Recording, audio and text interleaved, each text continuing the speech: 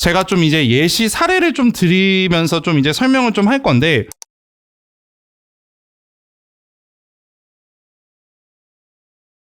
근데 먼저 이제 왜 어려운지에 대해서 이제 좀 이제 말씀을 드리면요. 아마 너네가 이제 읽을 때 이런 느낌을 받았을 거야.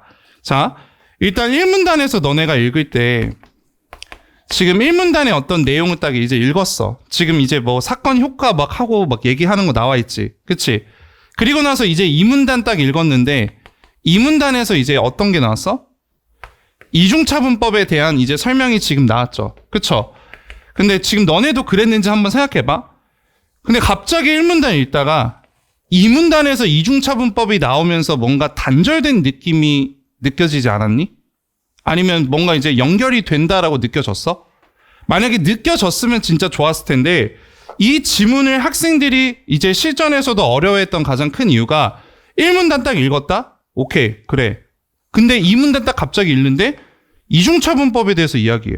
근데 어쩌라고? 막 이런 생각이 드는 거야. 다시 말해서 여기에서 지금 이제 이 단절이 느껴지면서 뭔가 이게 각각 독립되면서 이제 1문단 따로 2문단 따로 독립되면서 이제 느껴지다 보니까 이 지문을 이제 제대로 이해를 못한 거야. 그래서 오늘 제가 이 지문을 넣은 이유는 이 포인트. 하나의 글에서는 모든 문단들이 다 연결되어 있다. 이걸 보여주려고 지금 이제 제가 이 지문을 넣었거든요. 그래서 좀 설명을 하려고 하는데, 일단은 이 문장 맨 위에다 한번 적어보시고, 왜 이게 지금 이 지문의 포인트인지는 이따가 제가 1문단 하고 그런 다음에 좀 설명을 드릴게. 예. 글을 읽을 때 기억해야 돼. 하나의 글에서 여러 문단이 있을 때는 그 여러 문단 간의 어떤 연관성이 있어. 아예 그냥 머리에 박아 놓으셔야 됩니다. 그러면서 너네가 수능 지문이든 뭐 사설 지문이든 이제 읽을 때도 그렇게 이제 읽으셔야 돼. 자, 일단은 그러면 맨 위에 일단 적고 제가 1문단 이따가 이제 왜 이런지에 대해서 설명을 드리고요. 먼저 1문단에 대한 설명을 좀 드려볼게요. 자, 일단 경제학에서는 증거에 근거한 정책 논의를 위해 사건의 효과를 평가할 경우가 많대. 그러니까 이제 어떤 사건이 있는데 그 사건의 효과가 얼마인지 이거를 이제 평가하는 경우가 많다는 거야. 그러면 어떤 사건의 이 효과를 평가하는 것은 우리가 어떻게 구하냐? 당연히 사건의 후에 결과, 여기에서 이제 사건이 없었을 경우의 결과를 빼면, 그럼 당연히 뭐가 나오겠어? 사건의 효과가 나오겠지. 그치? 왜? 야, 있는 그대로 이거 뭐 수학도 아니고 그대로 보면 사건을 했을 때의 어떤 결과랑 사건이 없었을 경우의 어떤 결과를 지금 이제 비교를 해보면 그럼 결국 그 사건의 어떤 효과가 나오는 거잖아. 그쵸? 이게 지금 얘기하는 거야. 근데 이제 가상의 결과는 관측할 수 없으므로 실제로는 사건을 경험한 표본들로 구성된 시행 집단의 결과와 사건을 경험하지 않는 표본들로 구성된 비교 집단의 결과를 비교해서 사건의 효과를 평가한대. 그러니까 이제 상상만으로 하는 거는 우리가 관측하기 힘드니까 실전에서는 어떻게 하냐? 표본을 만드는 거야. 그래서 표본을 만들어서 그래서 사건의 효과를 구하는데, 여기서 말하는 이 표본, 일단 시행 집단이랑 그다음 비교 집단, 이렇게 두 가지를 집단을 두 개의 표본을 놓고 이 시행 집단에만 뭐를 이제 하는 거야? 사건을 이제 경험하게 지금 이제 하는 거지. 그리고 이 비교 집단은 사건 경험 자체를 하지 않게 이제 만드는 거야. 그러면 여기서 지금 이렇게 뺐을 때 뭐가 일어나? 사건의 효과가 뭔지 나타나겠지. 그러니까 뭐 이제 예시를 하나 들면 뭐 이런 겁니다. 나중에 너네 절대 이런 거 하면 안 되는데, 이제 제 친구들 중에서 이제 대학교 때 돈 벌려고 막 뭘 했냐면, 그 이제 알바 천국 같은 거 찾아보면 진짜 고수익 알바가 뭐가 있냐면 그 임상 실험 있죠. 예, 임상 실험 같은 거 하는 게 이제 고수익 알바야. 그래서 이제 임상 실험 같은 거 이제 가잖아요. 그럼 이제 돈 막 많이 받고 막 약 먹고 그 어떤 변화 일어나는 걸 보는데, 똑같아. 내가 만약에 어떤 다이어트 약, 이거에 대한 효과를 본다고 해봐. 그럼 이 집단한테 이제 뭘 먹이면 돼? 다이어트 약 먹이면 되겠지. 그리고 이 집단에는, 비교 집단은 다이어트 약 안 먹이면 되겠지. 그러면 얘 여기서 일어나는 변화랑 여기서 일어나는 변화 이제 뺐을 때 우리가 뭐를 구할 수 있어? 다이어트 약의 효과를 구할 수 있겠죠. 그거 지금 얘기하는 겁니다. 이해돼요? 자, 그러면 이제 그 다음 거 이제 보자. 그래서 이제 이렇게 우리가 사건의 어떤 효과를 이런 식으로 이제 구하는데, 근데 이제 문제는 뭐냐면, 자, 다이어트 약의 효과를 우리가 보려고 했을 때, 그러면 시행 집단에서 표본이랑 비교 집단에서 표본이랑 만약에 우리가 예를 들어서 20명씩을 이제 논다고 한번 해보자. 20명. 그러면 20명씩의 집단을 딱딱 만드는 거야. 근데 20명씩의 집단을 만들어서 한쪽에는 다이어트 약을 먹여. 그런 다음에 이제 자 보니까 얘네가 좀 더 많이 빠졌네. 그래 다이어트 약은 이런 효과가 있어. 이렇게 내면 될 거라고 생각했지만 사실 그러면 안 돼. 왜? 뭐를 다 맞춰줘야 돼.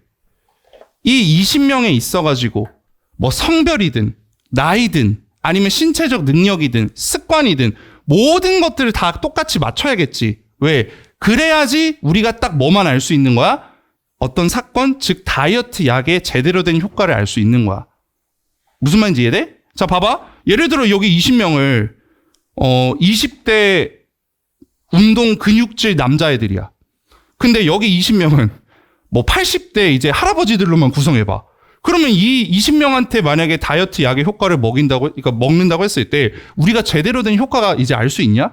모르지. 왜? 비교군이 지금 표본이 똑같지 않잖아. 그쵸? 그래서 여기서 얘기하는 것도 그 사건 말고는 결과에 차이가 날 이유가 없는 두 집단을 구성하는 일이 이게 포인트래. 똑같이 맞추는 게 힘들겠지. 그치? 안 힘들까? 힘들지 않을까? 왜냐면 20명씩 해가지고 다이어트 약의 효과를 보려고 하는데 이 사람의 어떤 키든 덩치든 습관이든 뭐 수면 습관이든 막 모든 것들이 다 똑같아야 되잖아. 그쵸? 그게 힘든 거야. 그래서 이제 예시가 또 나오는데 가령 어떤 사건이 임금에 미친 효과를 평가한다고 했을 때 그 사건이 만약에 없어봐. 그러면 시행 집단과 비교 집단의 평균 임금이 같을 수밖에 없도록 그 두 집단을 구성하는 거래. 그러니까 이 말이 제가 지금 얘기한 것처럼 다이어트 약의 효과를 보기 위해서 집단의 어떤 표본을 똑같이 하는 거다라고 얘기하는 거랑 똑같습니다. 됐나요? 자, 그래서 이를 위해서는 두 집단의 표본이 임의로 배정되도록 사건을 설계하는 실험적 방법이 이상적이래. 근데 그러나 사람을 표본으로 하거나 사회 문제를 다룰 때는 이 방법을 적용할 수 없는 경우가 많다. 자, 여기서도 하나 우리 했던 거 계속. 이거 뭐야? 지시어지, 지시어. 지시어니까 내가 이 방법 뭘 받아줘? 실험적 방법 받아준다라고 이렇게 생각하면서 가야겠지. 그쵸? 그래서 다시 요약해보면 1문단 마지막 실험적 방법에서는 뭐가 하기 힘들다? 사람과 관련된 표본을 만든다거나 아니면 사회 현상과 관련해서 이제 할 때는 이제 이 실험적 방법을 적용할 수 없는 경우가 많다라고 얘기해. 그럼 결국 지금 우리가 1문단에서 이야기하는 이 실험 방법, 즉 사건의 효과를 구하는 거, 시행에서 지금 비교 집단을 빼가지고 사건의 효과를 지금 이제 구한다고 하는 게 이걸 지금 뭐라고 불러? 실험적 방법이다라고 요렇게 우리가 볼 수 있겠지. 그치? 이해돼요? 언더스탠드? 그래서 지금 이제 그 시행 집단 20명, 비교 집단 20명 이거 지금 만드는 게 힘들다. 그래서 마지막에 이제 뭐야? 사람을 표본으로 하는 거랑 또 사회 현상. 이 사회 현상도 다 같아야 되잖아. 하지만 갖기가 힘들지. 그런 거에 대해서 힘들다라고 얘기해. 끝. 됐나요? 자, 그 다음에 이제 이 문단 봐봐. 아까 제가 얘기했던 거 이제 얘기해보자. 이제 실전에서 우리 학생들이 이 문단을 딱 이제 시작해서 딱 읽는데 여기서 이제 뭐가 문제가 생겼냐면 갑자기 뇌절이 와. 왜? 아니 실험적 방법에서 사건의 효과를 구하는 거에 대해서 막 얘기하다가 갑자기 생판 뭔가 새로운 이중차분법이 지금 갑자기 드러나니까 읽으면서 아마 실전에서는 뭐지? 이거 이중차분법 뭐야? 라는 생각에 다시 올라가서 막 읽고 그랬을 거야. 근데 일단 1문단에서 이제 이야기와 여기 적어놨네. 1문단에서 이야기와 2문단에서 지금 이중차분법 정의 딱 나왔을 때 이제 우리 이거를 한번 적용해 볼 거야.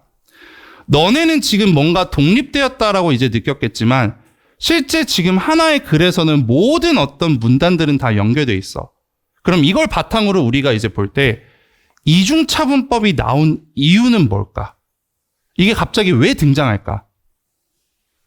이 생각해봤니? 안 했겠죠. 그쵸? 그러면 자, 이중차분법이 지금 갑자기 드러난 이유가 뭘까요? 그거에 대한 근거가 어디에 있겠어? 내가 뭐를 다시 한번 이제 보셔야 돼. 1문단 가봐. 1문단 마지막 줄에 보세요. 자, 1문단 마지막 줄에 보시면 지금 이제 얘기하는 게 다시 앞에 여기 지금 마지막 줄 체크해봐. 그러나 사람을 표본으로 하거나 사회 문제를 다룰 때는 이 방법을 적용할 수 없는 경우가 많다라고 지금 마지막 문장에 나와 있지. 이게 지금 이제 어떤 얘기하는 거야?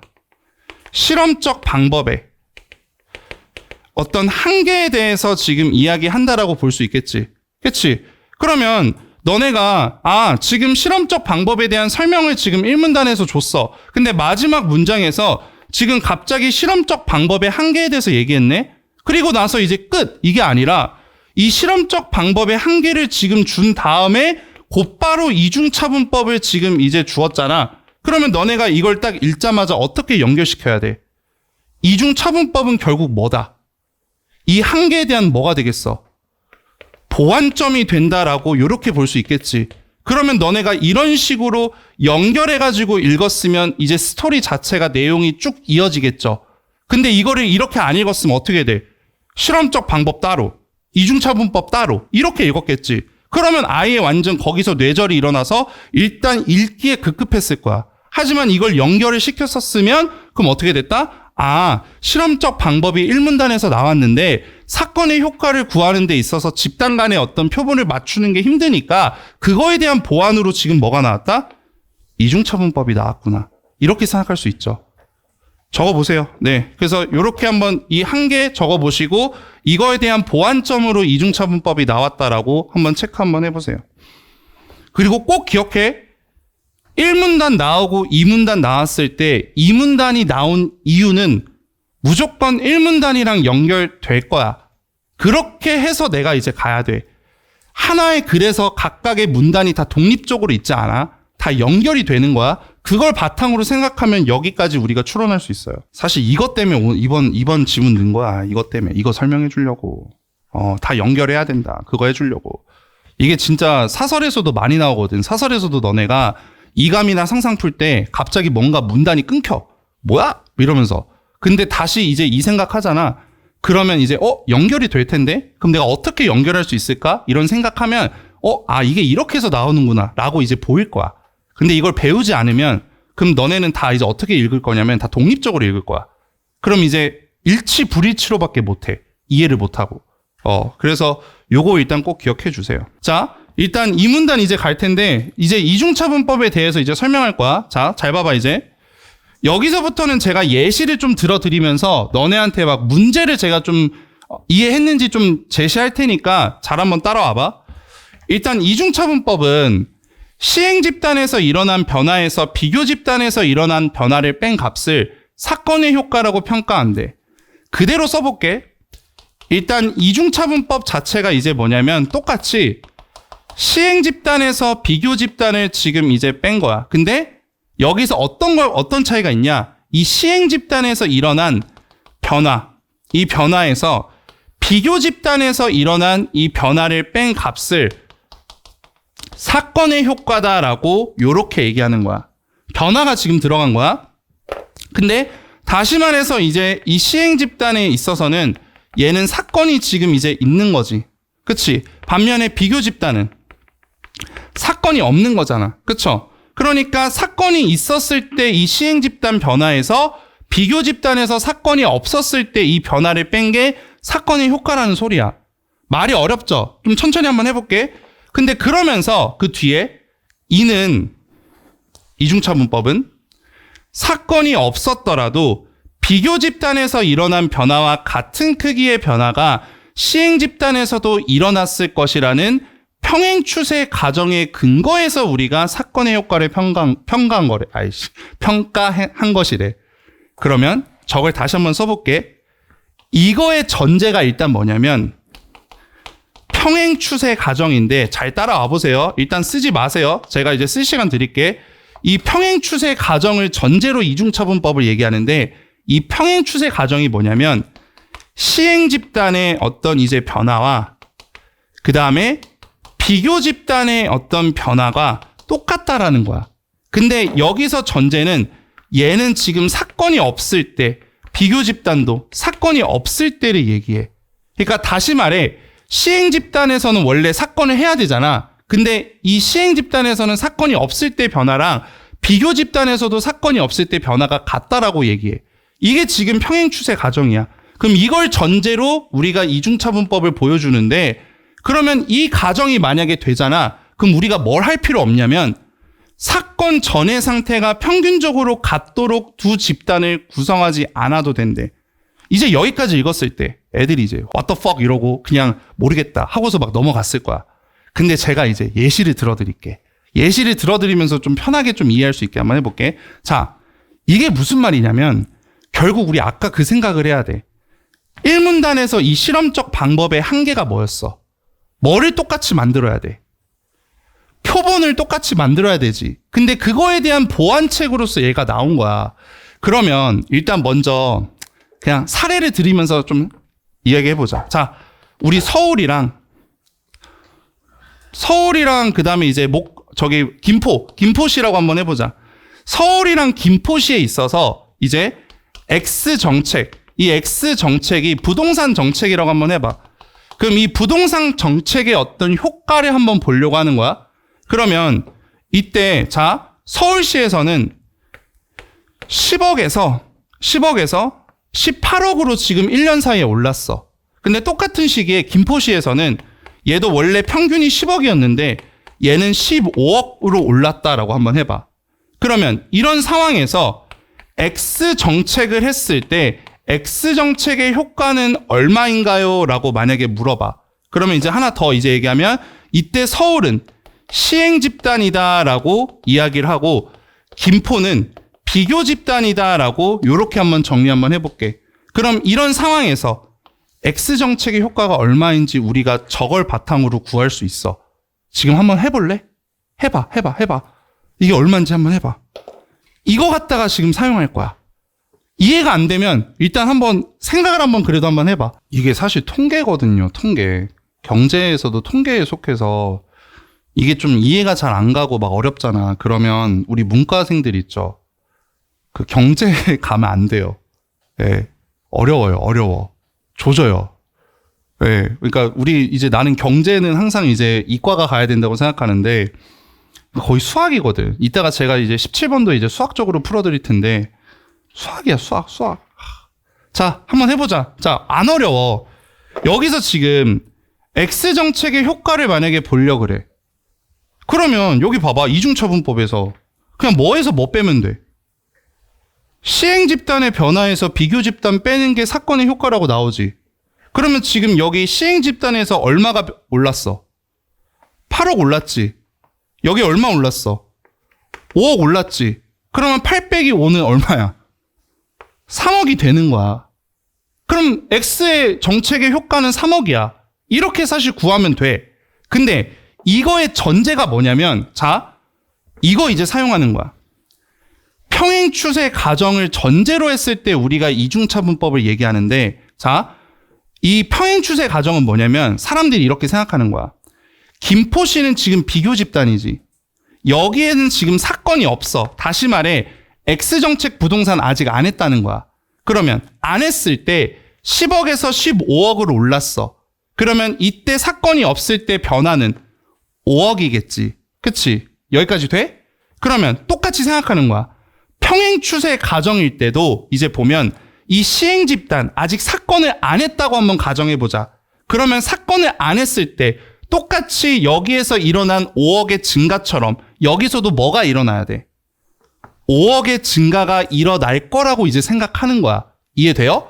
그래서 여기서 김포에서 사건이 없을 때 10억에서 15억 올랐잖아. 5억이 올랐지. 똑같이 시행 집단에서도 10억에서 일단 X정책 하기 전에 서울도 얼만큼 오를 거라고 생각하는 거야? 15억까지 오를 거라 생각하는 거야. 근데 15억까지 올라야 되는데 얘가 지금 사건을 했을 때 X정책 했을 때 18억까지 올랐죠. 그러니까 사실은 18억에서 15억 빼니까 원래는 이렇게 3억을 구하는 거야. 이해돼? 이렇게 지금 보는 거야. 그러면 우리가 뭘 할 필요 없어. 서울이랑 김포랑 표본 자체가 다르잖아. 그럼 이런 상황에서는 이 표본을 굳이 똑같이 할 필요 없겠지. 자, 하나만 더 해보자. 자, 이건 조금만 좀 다르게 한번 해볼게. 봐봐. 예를 들어 서울이랑 저기 뭐 어디 있냐, 뭐 제주라고 했을 때 인구 정책 Y에 대해서 우리가 어떤 효과가 있는지를 한번 보자라고 한번 해보자. 인구 정책에 대해서. 그러면 이건 그냥 제가 대략적으로 얘기하는 거니까 사실 뭐 정확하진 않아.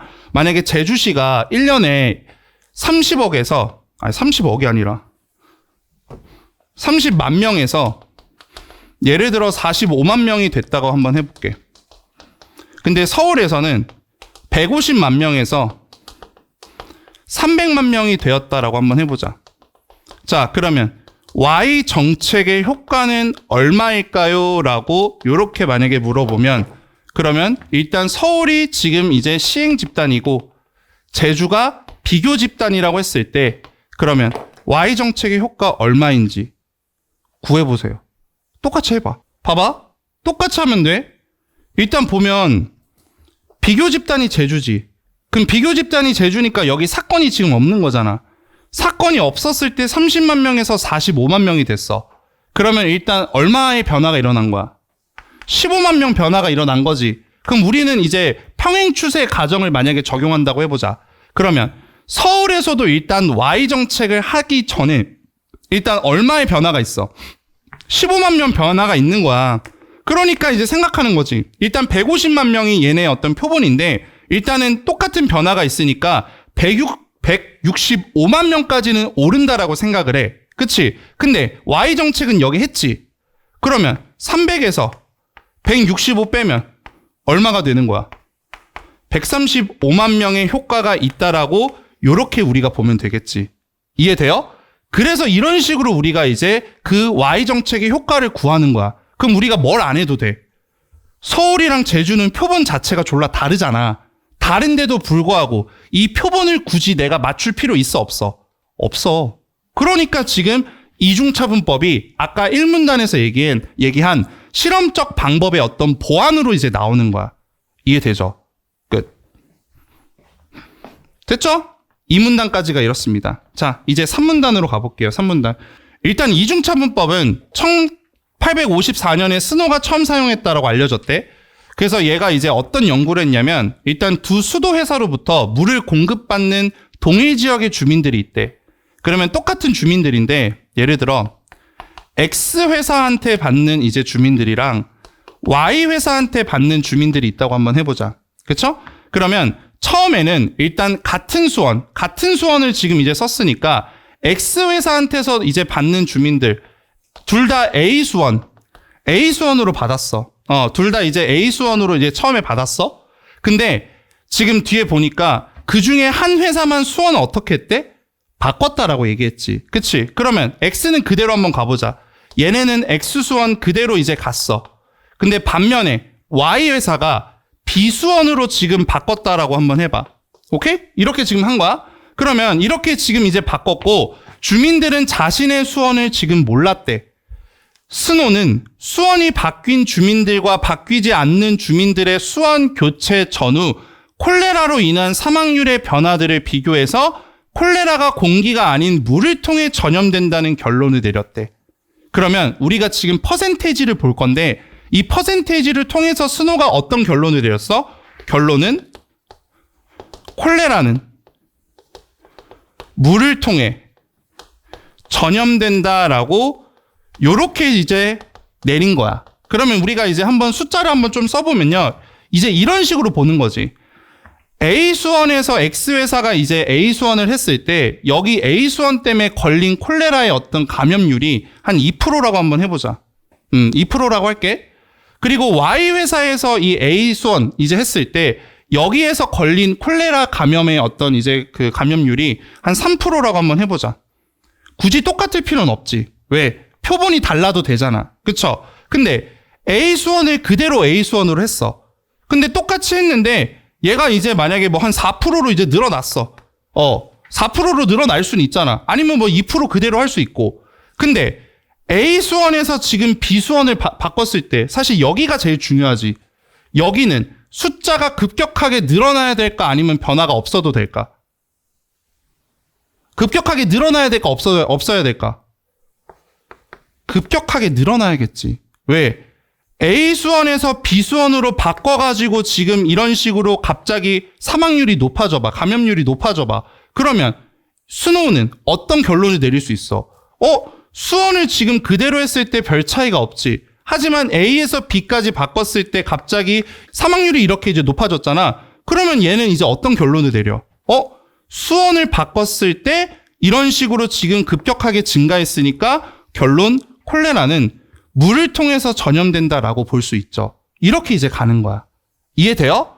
이거 하나만 좀 적어봐. 옆에 적어봐. 왜냐면 16번 이따가 문제 풀 때 제가 같이 이거 사용할 거라서 이런 식으로 이제 퍼센테이지가 바뀌는 걸 보고 우리 스노우가 이제 콜레라는 물을 통해서 전염된다. 공기가 아니라. 자, 그래서 마지막 이제 3분단에서 얘기하는 게 결국 경제학에서는 1910년대에 최저임금제 도입 효과를 파악하는 데 이 방법이 처음 이용됐대. 됐습니다. 자, 그 다음 이제 보자. 근데 이제 자, 여기서부터 잘 봐. 평행 추세 가정이 충족되지 않는 경우에 충족이 안 된대. 그러면 이중차분법을 만약에 적용해봐. 그러면 사건의 효과를 잘못 평가하게 된대. 당연하지? 왜? 우리가 애초에 평행 추세 가정이 적용이 된다는 가정에서 이중차분법을 하니까 그 변화를 알 수 있는 거지. 만약에 충족이 되지 않으면 그러면 사건의 효과는 당연히 잘못 평가될 거 아니야. 그쵸?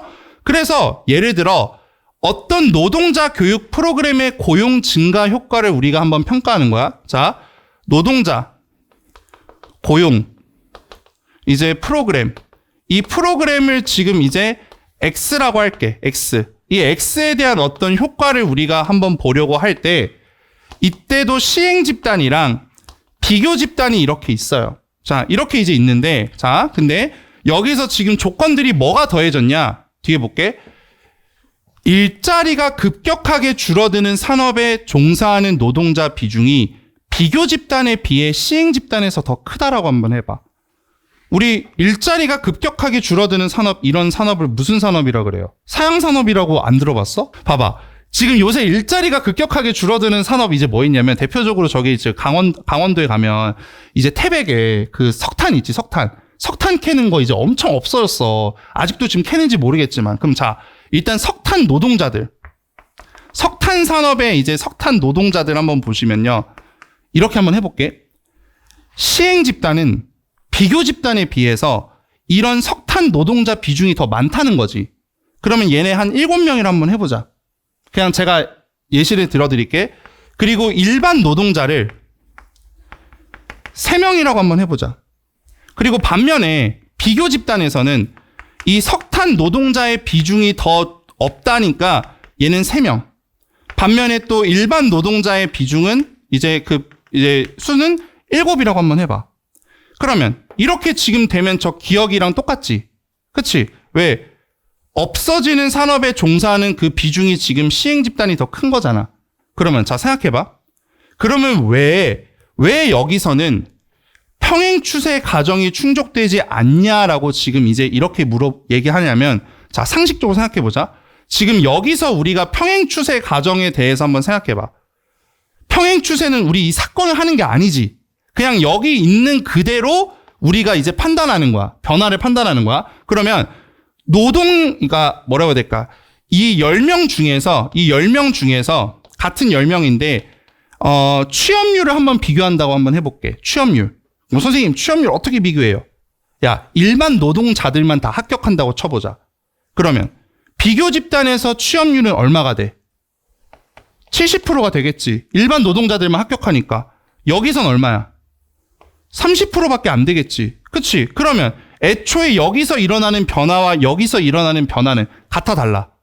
다르지. 그러니까 지금 다르니까 일단은 사건을 하기도 전에 노동 취업률 자체가 다르니까 이 관계에서 지금 이제 뭐야? 평행 추세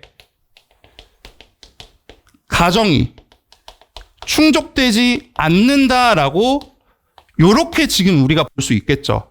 여기까지 이해돼? 지금 이거 얘기하는 거야. 그러니까 애초에 지금 시행 집단에서 저 사양 산업의 노동자 비중이 더 많으면 그러면 취업률 자체가 다르다는 거야. 그래서 평행 추세 가정이 충족이 안 된대. 이거 지금 설명하는 겁니다. 자, 그러면 여기까지만 딱 이제 읽고 우리 지금 몇 번 볼 거냐? 17번 볼게요. 자, 두 번째 문제 17번. 자, 17번 지금 이제 할 건데 17번 A랑 B랑 지금 이제 우리가 나눠서 볼 거예요. 그러면 A 먼저 너네가 구하는 건 별로 어렵지 않았을 거야. 근데 이제 B를 어떻게 하는지를 제가 1, 2분 드릴 테니까 생각해봐. 자, 가보자. 자, 잘 들으세요. 잘 보세요. 너네가 난 어떻게 풀었는지 몰라. 근데 내가 이거 사실 이게 왜 어렵다라고 얘기하냐면 실제 이 시기에 강사들도 처음에 딱 읽었을 때 이거 뭔 소리야 라고 해가지고 헷갈리신 분들이 많아. 그러니까 너네가 지금 처음 이제 이걸 듣고서 와 모르겠다. 어렵다. 괜찮아. 당연한 거야. 그러니까 계속 노력하시면 돼. 그러면 일단은 먼저 A부터 내가 조져볼 텐데 우리 한번 봐봐. 일단 지금 먼저 여기 보시면 A에서 구할 건 이건 잘 구했어. 왜? 프로그램이 없을 때야. 지금 이거 상황이랑 똑같지? 그치?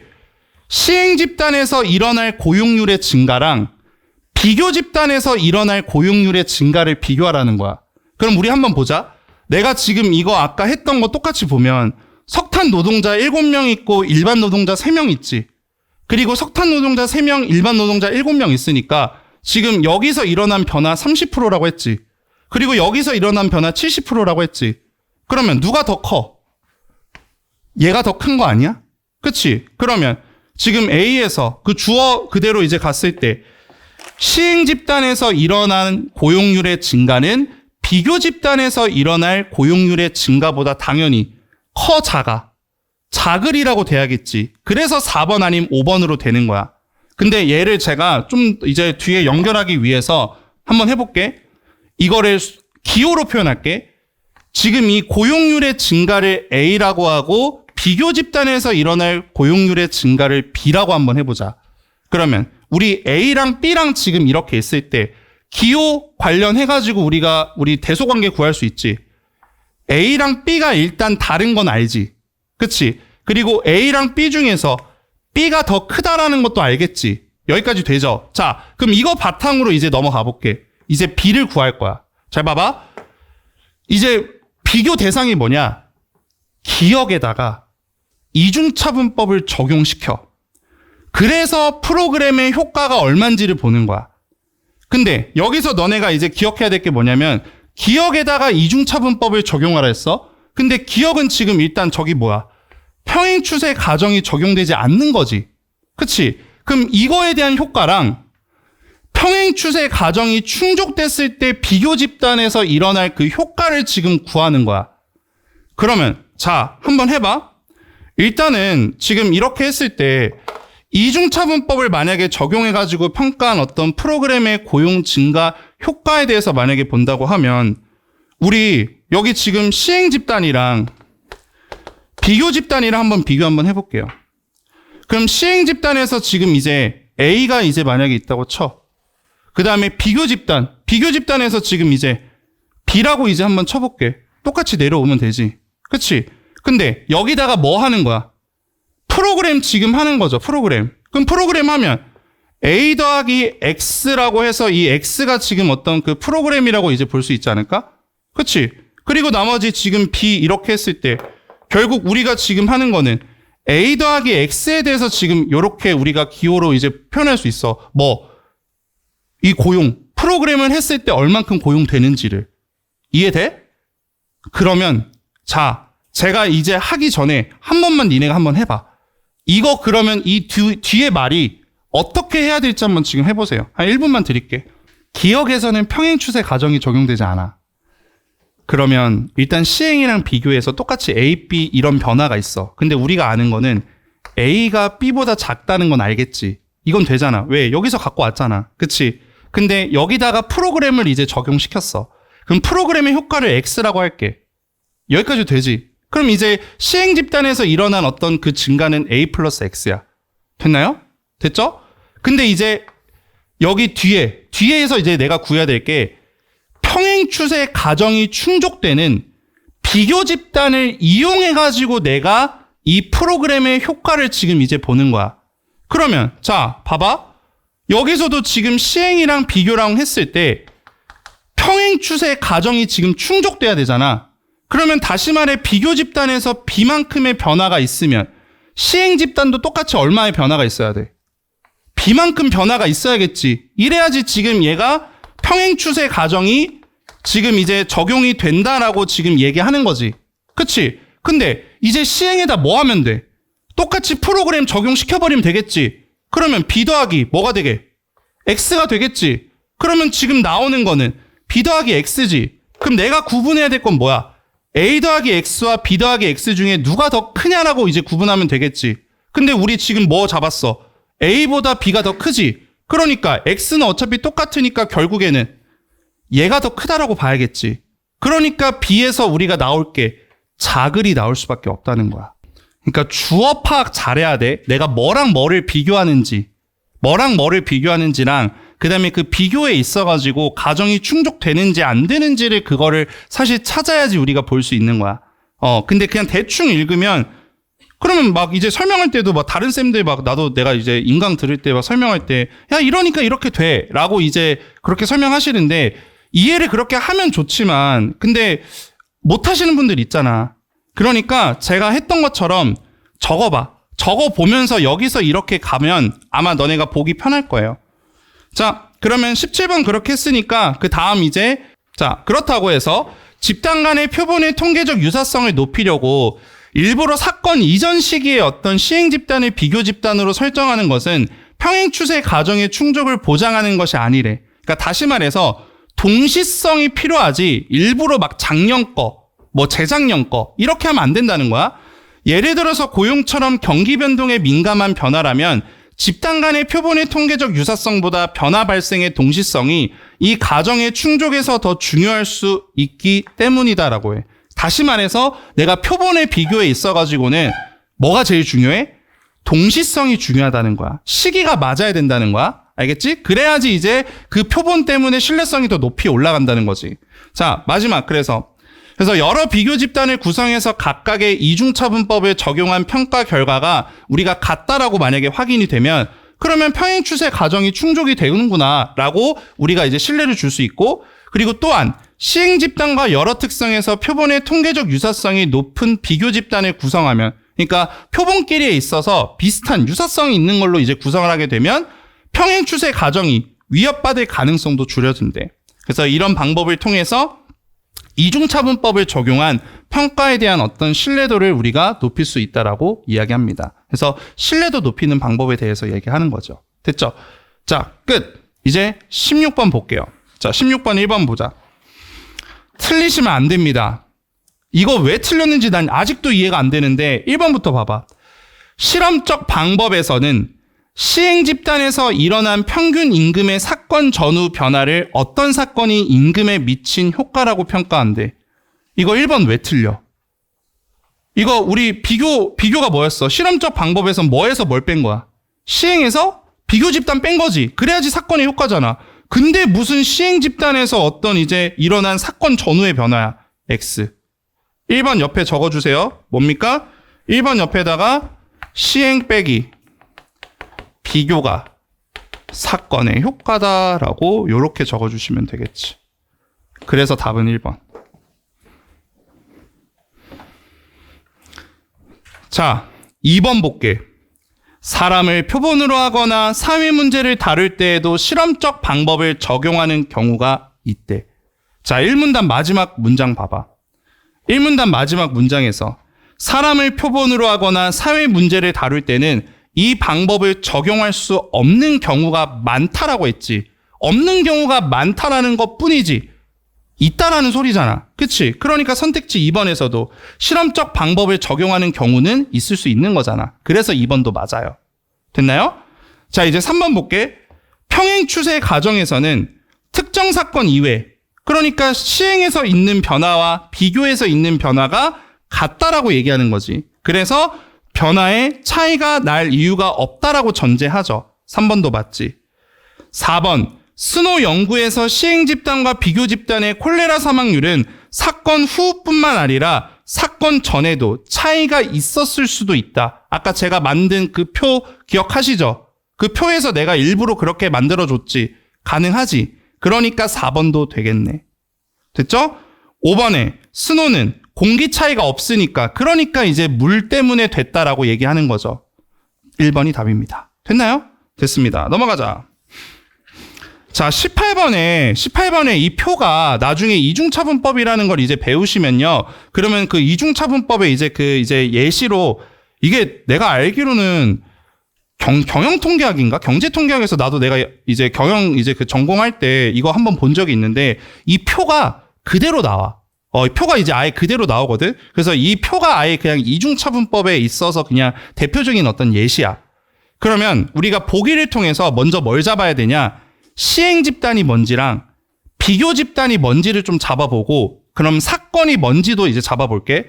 자, 처음부터 보기부터 읽으면, 아래 표는 S국가의 피주와 그에 인접한 Q주에 위치한 식당들을 1992년 1월 초와 12월 말에 조사한 결과의 일부래. 그래서 피주는 1992년 4월 최저임금을 시간당 4에서 5달러로 올렸고, Q주는 최저임금을 올리지 않았대. 그리고 피주의 저임금 식당들은 인상 전에 4달러 임금을 지급했고 인상 후에는 임금이 상승했대.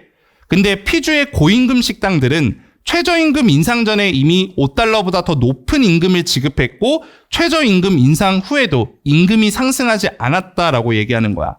그러면 자, 임금이 상승하지 않은 것들은 딱 두 개가 있지. 피주의 고임금 식당, 그 다음에 Q주의 식당이라고 봐야겠지. 그럼 우리가 거기 표에다 이렇게 보시면 되겠죠. 피주의 고임금 식당이랑 그 다음에 이제 Q주 식당은 얘네들은 임금을 올리지 않았지. 얘네를 우리가 무슨 집단이라 볼 수 있어? 비교 집단이다라고 볼 수 있겠지. 그리고 피주의 저임금 식당 같은 경우는 얘는 이제 뭡니까? 얘는 시행 집단이다라고 요렇게 이제 봐야 되잖아. 그치? 그러면 여기서 사건은 뭐가 돼? 사건은 임금 상승이 된다라고 봐야겠죠. 그치? 임금을 이제 올린 거. 그쵸? 이렇게 보시면 됩니다. 자, 그러면 1번 보자. 최저임금 인상 후에 시행 집단에서 일어난 변화. 거기 변화 보시면 피주 저임금 식당의 변화 몇 명이야? 1.3명 맞지? 그대로 1번 오케이. 2번, 시행 집단과 비교 집단의 식당들이 종류나 매출액 수준 등의 특성에서 통계적 유사성이 높아져 봐. 그럼 당연히 신뢰도 높아지지. 2번도 맞고. 3번, 자, 비교 집단을 Q주 식당으로 택해서 이중차분법을 적용해봐. 그러면 시행 집단에서 최저임금 인상에 따른 임금 상승의 고용 효과는 3.4명으로 평가된다라고 하는데, 자, 얘가 왜 3.4명이 되냐면 우리 이중차분법은 뭐였습니까? 뭐에서 뭐 빼면 돼? 시행 집단의 변화에서 뭘 빼? 비교 집단의 변화를 지금 이제 빼면 되겠지. 근데 거기 피주 저임금 식당의 시행 집단의 변화 1.3명이지. 빼기 비교 집단의 변화 얼마야? 마이너스 2.1 이렇게 되겠지. 그럼 마이너스니까 얼마가 돼? 3.4가 되겠지. 그래서 3번이 지금 이제 맞는 말이죠. 됐나요? 고용 효과는 3.4명. 4번이 왜 틀려? 뭐가 안 돼? 1992년 1년간 변화로 파악할 경우보다 91년 1년간 변화로 파악할 경우에 더 신뢰한대. 뭐가 지금 잘못됐어요? 무슨 성? 동시성. 동시성 잘못이라고 하나만 적어볼게요. 4번 옆에다가 동시성 잘못이라고 적어주세요. 왜? 동시대의 어떤 표본으로 해야 되잖아. 5번은 Q주를 하든 P주를 하든 변화가 똑같지. 그러니까 평행추세 가정의 어떤 신뢰도를 높이죠. 그러니까 5번도 맞습니다. 됐나요? 그리고 19번은 뭐 단어니까 2번. 예. 요렇게 이제 볼 텐데요. 이거 어려우니까 제가 부탁드리는 게 오늘 이제 들은 거 필기한 거 있잖아. 오늘 당장 집에 가서 다시 하지 말고 내일쯤이나 다시 한번 보면서 내가 필기해준 거 이제 17번이나 이제 뭐 예시들 있잖아, 사례들. 그거 한번 좀 이제 이해를 한번 해봐. 얘는 좀 이해를 요하는 거라서 얘는 좀 공부를 좀 하셨으면 좋겠어요.